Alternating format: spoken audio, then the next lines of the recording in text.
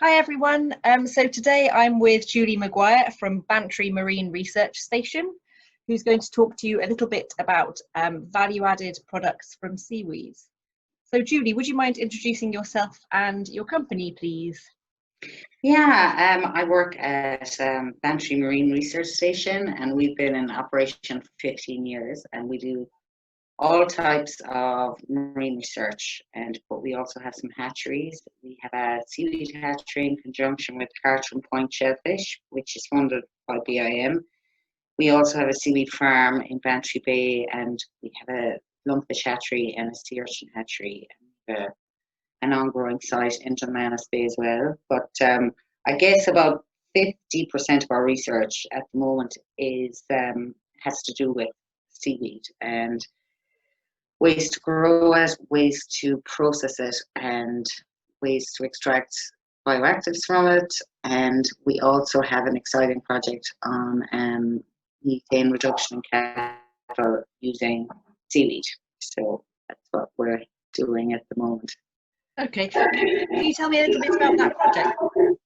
Yeah, it started, I suppose, about 4 years ago. We read a paper by Rob Kinley from CSIRO in Australia, and they had a species over there called Asparagopsis taxiformis, which reduced methane emissions in cattle by 99%.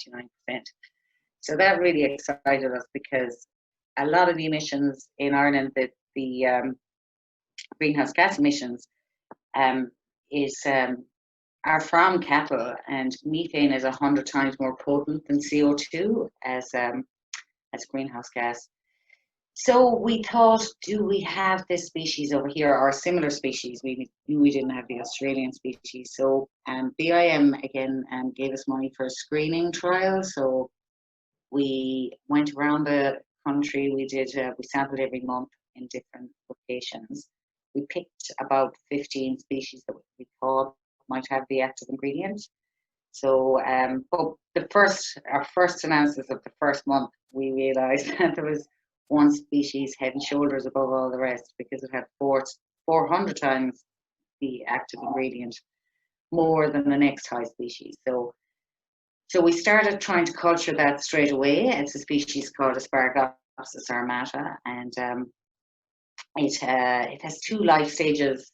So it has a tetrasporophyte phase and a gametophyte phase. So in other words, one phase is free living. We call it the pom-pom phase because it looks like a bit of like a pom-pom on the top of your hat. And you grow that on tanks on land, and it just divides itself and just increases its biomass maybe every 2 weeks. And the other phase is more of a traditional way of growing seaweed, I guess. It has a hold fast, so you can attach it to ropes on and in the sea. So that's kind of what we're doing at the moment.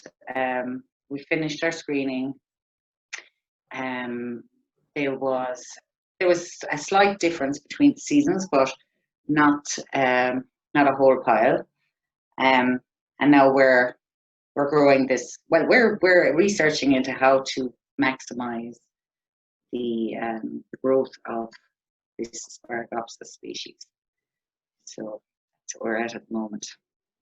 Okay, so is it the kind of species that you can imagine other producers growing in Ireland?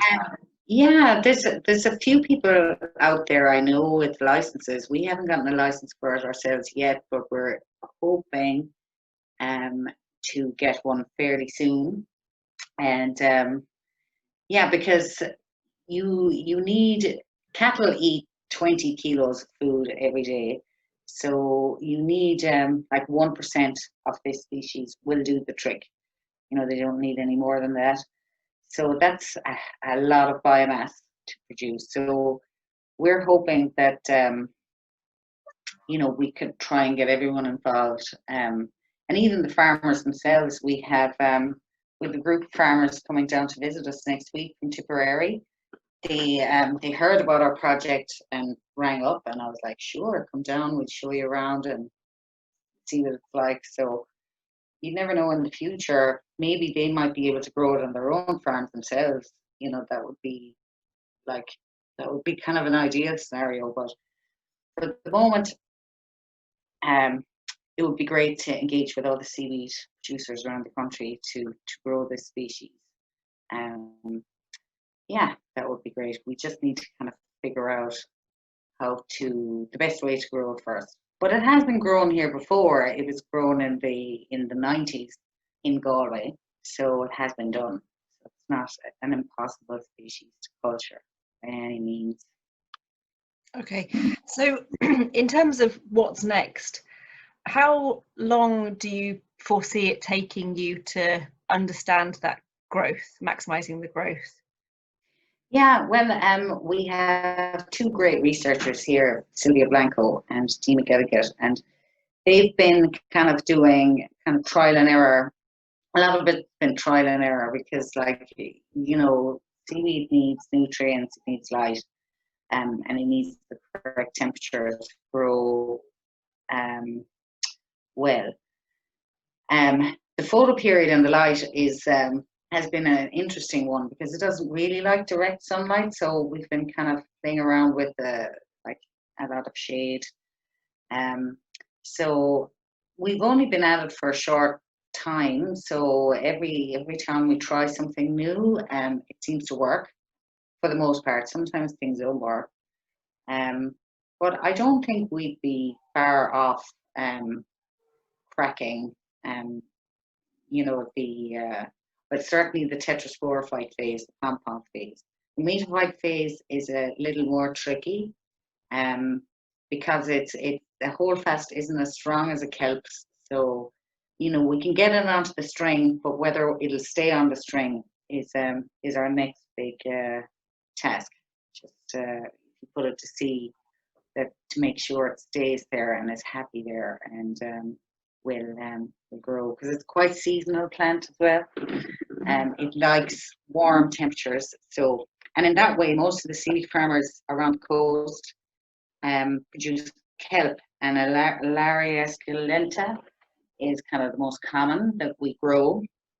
And we harvested our kelp in April. Well, March this year actually, was a bit earlier, but April normally. So most people would have most of their kelp all harvested by May.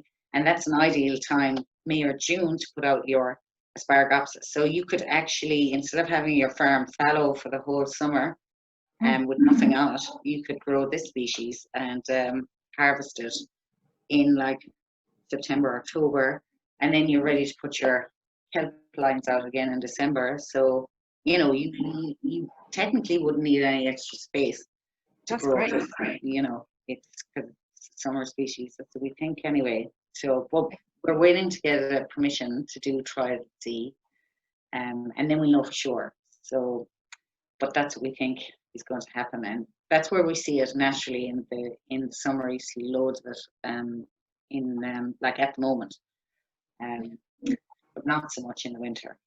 It's hard to find. Okay, so let's say that you're able to grow it, other farmers are producing it. What's the next step in terms of getting it to the farmer, the agricultural farmer? Well, during the lockdown, we had some conversations with people in Chagas in Moore Park to do some animal trials. Now, animal trials have been conducted in the US and in Australia and in Canada and in Sweden, but we still need to do them here. The main thing is, I guess, we need to see is the effect long term or short term, because you know, the trials have been relatively short, and if it has any effect, does it taint the milk or the meat, which it hasn't in any of the other trials been done, but we still need to prove that here. So yeah, that's kind of the next step, and to engage with the feed producers as well. We've been talking to some of them as well on how to incorporate it into the cattle feed, because in the winter it's fine because they're indoors. In the summer they're all out eating grass, but even if you could feed it to them for half the year and it makes a difference, I think that's okay.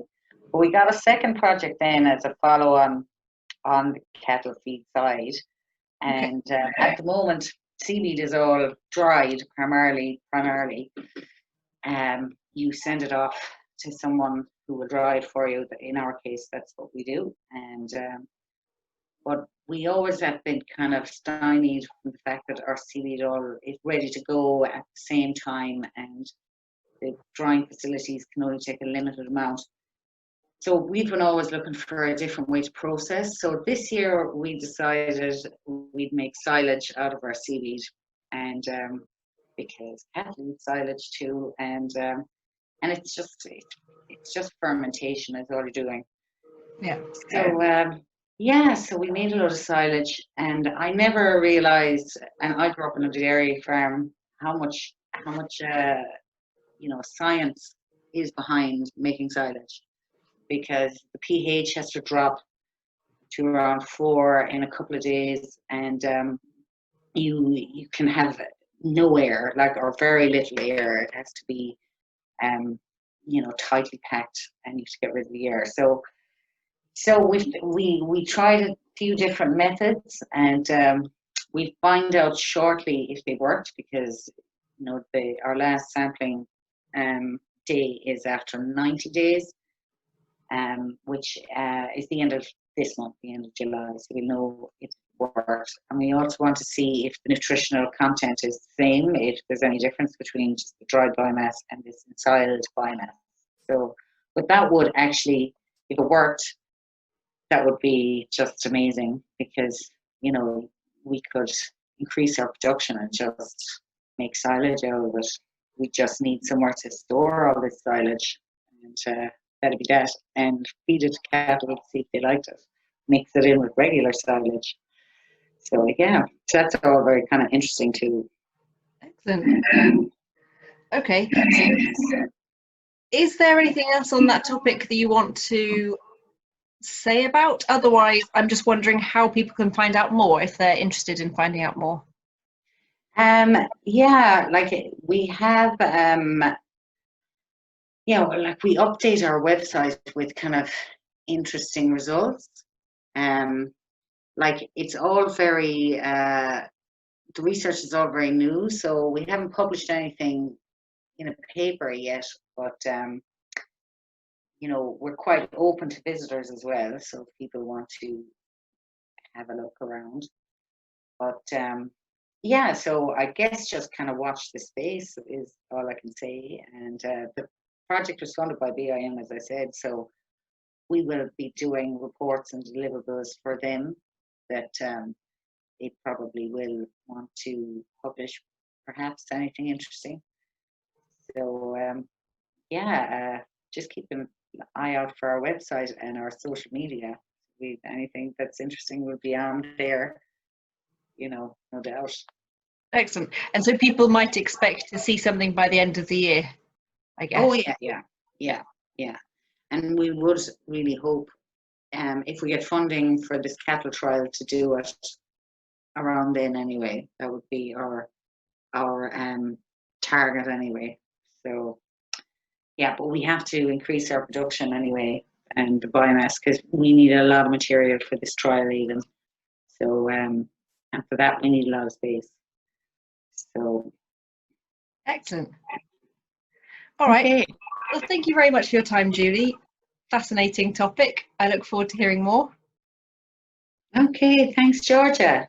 No problem. Right. Speak to you soon. Thank you. Bye. Bye. Bye.